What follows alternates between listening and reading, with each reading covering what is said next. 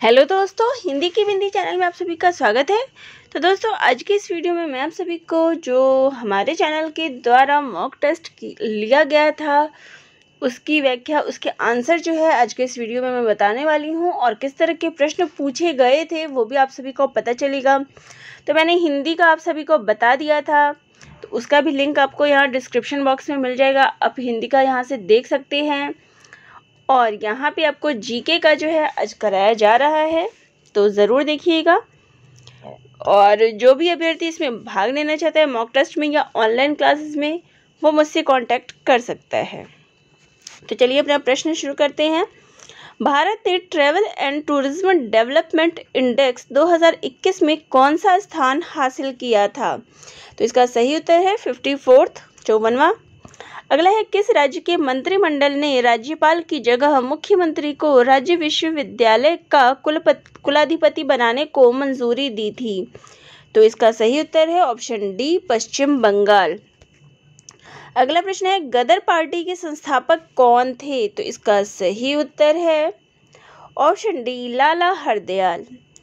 अगला प्रश्न है, फुटबॉल 2026 विश्व कप की मेजबानी कौन सा देश करेगा?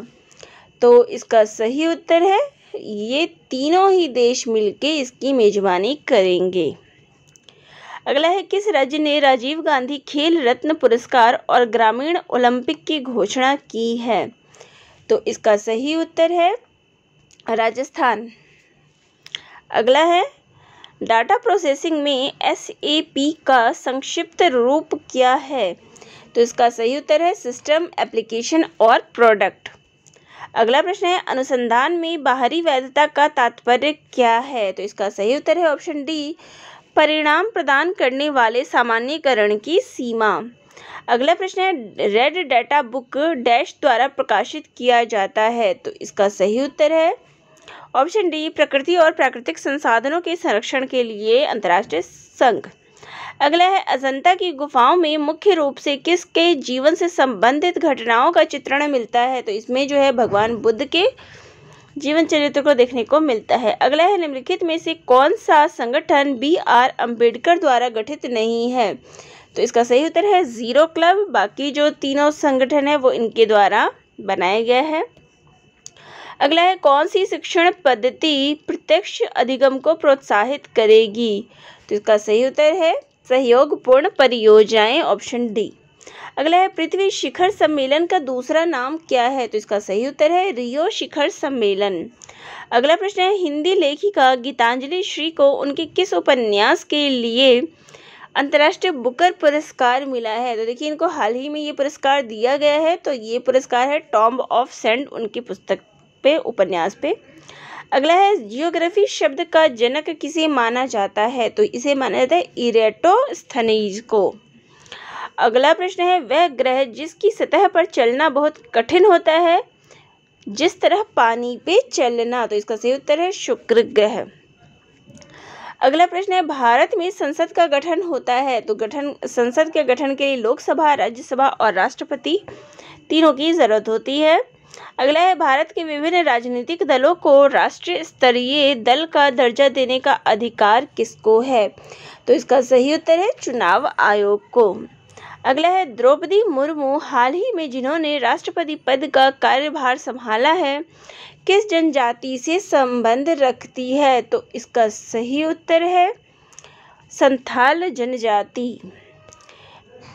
अगला प्रश्न है, एकल संक्रमणीय मत पद्धति द्वारा किसका चुनाव होता है? तो इसका सही उत्तर है राष्ट्रपति का। अगला प्रश्न है, भारत और चीन की सीमा रेखा को स्पर्श करने वाले भारतीय राज्य नहीं है? तो इसका सही उत्तर है असम और बिहार। बाकी जितने भी हैं वो टच करते हैं। अगला है, भारतीय संविधान के किस अनुच्छेद के अंतर्गत प्रत्येक नागरिक को मानवीय गरिमा से जीने का अधिकार है? तो इसका सही उत्तर है अनुच्छेद 21। अगला प्रश्न है, राज्य के अंग विधायिका का कार्य क्या है? तो जो विधायिका का कार्य है वो है कानून का निर्माण करना। अगला प्रश्न है, भारत में रेपो रेट कौन निर्धारित करता है? तो ये reserve bank of India RBI के द्वारा निर्धारित होता है। अगला है, निम्नलिखित में से कौन भारत में गरीबी रेखा को निश्चित करता है? तो ये जो है योजना आयोग, जिसे अब नीति आयोग के नाम से जानते हैं, वो करता है। अगला है, प्रत्यक्ष निर्वाचन किसे कहते हैं? तो वो कहते हैं जनता द्वारा प्रतिनिधि चुनना को। अगला है, कर्क रेखा किस राज्य से होकर नहीं गुजरती है? तो ये पंजाब से होकर नहीं गुजरती, बाकी अन्य 3 से होकर गुजरती है। अगला है, खरीफ की फसल कौन सी नहीं है? तो दाल जो है वो नहीं है, बाकी ये तीनों खरीफ की फसलें हैं। अगला है, संयुक्त राष्ट्र द्वारा तुर्की के अनुरोध पर तुर्की को नया नाम देने की मंजूरी दे दी गई है। यह नया नाम क्या रखा गया है? तो देखिए, तुर्की का जो है हाल ही में नाम बदला गया है, तो इसका नाम अब जो रखा गया है वो है तुर्की। अगला है, 16 जून 2022 को अंतर्राष्ट्रीय साक्षरता उन्मेष कहाँ आयोजित हुआ? तो इसका सही उत्तर है शिमला में। अगला प्रश्न है, क्रेडिट से जुड़ी योजनाओं के लिए शुरू किए गए नए राष्ट्रीय पोर्टल का नाम क्या है? तो इसका नाम है जन समर्थ पोर्टल। अगला प्रश्न है, चर्चा में रहा रामसे हंट सिंड्रोम प्रभावित करता है? तो ये प्रभावित करता है तंत्रिका तंत्र को। अगला है, सिप्री ईयर बुक 2022 के अनुसार किस देश के पास सबसे ज़्यादा परमाणु हथियार है? तो वो है रूस के पास। अगला है, जानवरों के लिए विकसित किए गए हैं भारत के पहले कोविड रोधी नाम क्या है? तो देखिए, जानवरों के लिए भी जो है कोविड रोधी टीका आया है और उसका नाम है एनोकोवैक्स। अगला है, किस देश की रबाब फातिमा को संयुक्त राष्ट्र का अवर महासचिव घोषित किया गया है? तो वो है बांग्लादेश। अगला है, मौलिक अधिकार एवं राज्य के नीति निर्देशक तत्व के विषय में कथन सही है? तो ये है वे एक दूसरे के पूरक हैं। अगला है, कौन सा उद्योग सनराइज उद्योग के नाम से जाना जाता है? तो वो है सूचना प्रौद्योगिकी।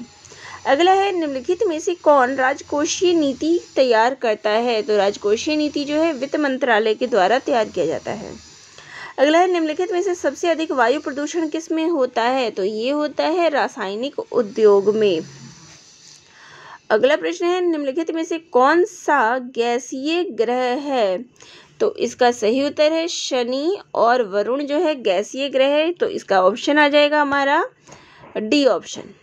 अगला है, भारत में स्वदेशी आंदोलन की शुरुआत किसके दौरान हुई?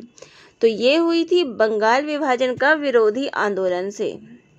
अगला है, एशियाई चैंपियनशिप में रजत पदक जीतने वाले पहले भारतीय साइकिलिस्ट कौन बने हैं? तो ये बने हैं रोनाल्डो सिंह।